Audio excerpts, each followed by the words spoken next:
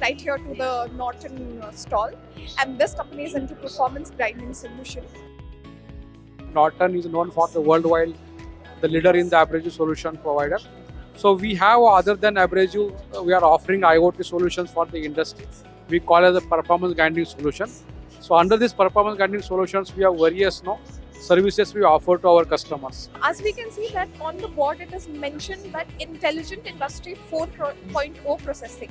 How is it going to transform the future? This company is known for the abrasive manufacturing. Yeah. So this is a new era for us because we are just entering into this.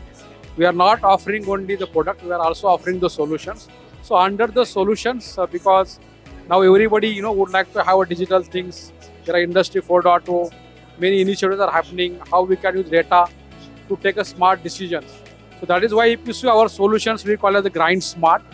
So it makes you smart to take a smart decisions which help you to improve productivity, cost and the quality of your process. Precitech 2.0, we are participating first time.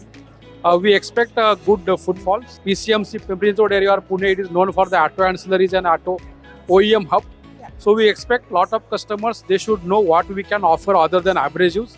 And we want to really take this offering to the next level where customer can utilize our data analytics, grinding analytics and our system very well in their existing process.